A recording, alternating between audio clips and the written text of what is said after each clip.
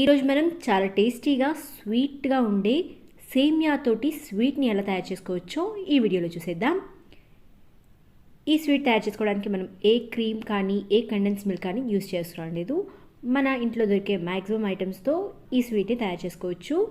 అందుకోసం ముందుగా బాండీలో 2 టేబుల్ స్పూన్స్ నెయ్యి హీట్ చేసుకోవాలి. నెయ్యి హీట్ చేసుకున్న తర్వాత లో ఫ్లేమ్లో స్టవ్ని పెట్టేసుకొని సేమియా వేసుకొని వేయించుకోవాలండి. ఇక్కడ నేను 200 గ్రాముల సేమియా వేసుకున్నాను. ఈ సేమియాని కొద్దిగా రోస్ట్ చేసుకున్న తర్వాత అందులో అరకప్పు పంచదార వేసుకొని బాగా కలుపుకోవాలి. ఇలా కలుపుకొని పంచదార కొద్దిగా కరిగేటప్పుడు 1/4 కప్పు వరకు పాలు వేసేసుకొని బాగా కలుపుకోవాలి. ఇలా పాలు సేమియాకి పట్టేటట్టు కలుపుకున్న తర్వాత 2 నిమిషాల పాటు లో ఫ్లేమ్లో ఉడికించుకోవాలి. జాగ్రత్తగా ఉడికించుకోవాలండి, లేకపోతే మాడిపోతుంది. ఇలా ఉడికించుకున్న తర్వాత మూత పెట్టుకొని పక్కన పెట్టేసుకోవాలి. ఇప్పుడు స్టవ్ మీద ఇంకొక ప్యాన్ పెట్టేసుకొని అందులో 1/2 లీటర్ పాలు వేడి చేసుకోవాలి. ఇలా పాలు బాగా వేడి అయిన తర్వాత అందులో అరకప్పు వరకు పంచదార వేసేసుకోవాలి. ఇలా వేసుకొని పాలు బాగా కాగబెట్టుకోవాలండి. ఇలా పాలు కాగబెట్టుకునేటప్పుడు కొద్దిగా వాటర్ కూడా యాడ్ చేసుకొని తర్వాత బాగా కాగబెట్టుకోండి. ఈ విధంగా పాలు కాగే లోపల ఒక గిన్నెలో అరకప్పు వరకు పాలు వేసేసుకొని అందులో 1 table spoon cornflour, 1 table spoon custard powder వేసుకొని బాగా కలుపుకోవాలి. ఇలా కలుపుకున్నట్లయితే లిక్విడ్ కన్సిస్టెన్సీలో కార్న్ఫ్లవర్ ఇంకా కస్టర్డ్ పౌడర్ పాలు రెడీ అయిపోతాయి. ఇక్కడ మనం ఏ క్రీమ్ యూజ్ చేయట్లేదు కాబట్టి ఈ పాలని ఒక 4 నిమిషాల పాటు బాగా మరిగించుకోవాలండి. ఇలా మరిగించుకోవడం వల్ల మీగడ బాగా వచ్చి టేస్ట్ అనేది చాలా బాగుంటుంది.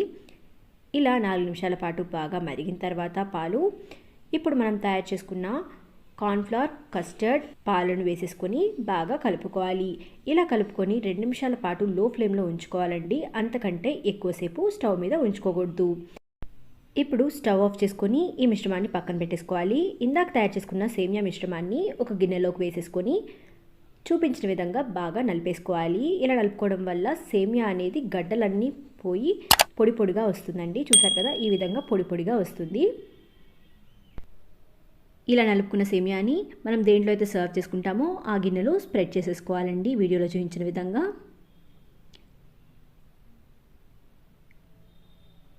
ఇలా స్ప్రెడ్ చేసుకున్న తర్వాత మనం తయారు చేసుకున్న కార్న్ఫ్లవర్, కస్టర్డ్ మిల్క్ని వేసేసుకోవాలి. ఎక్కడ గ్యాప్స్ లేకుండా కవర్ చేసుకోవాలండి.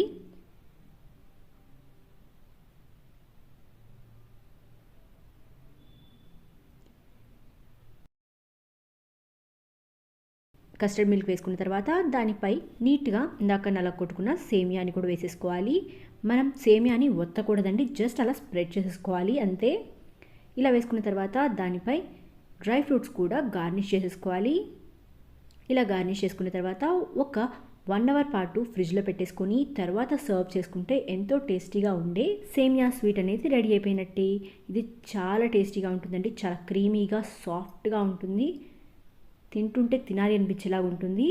ఒకసారి మీరు ట్రై చేయండి, తప్పకుండా మీకు నచ్చుతుంది. ఫ్రెండ్స్, ఈ వీడియో మీకు నచ్చినట్టయితే లైక్ చేయండి, షేర్ చేయండి. మరిన్ని రెసిపీస్ కోసం మా ఛానల్ని సబ్స్క్రైబ్ చేయండి. పక్కనే ఉన్న బెల్ ఐకాన్ని క్లిక్ చేయడం మర్చిపోవద్దు. Thank you for watching.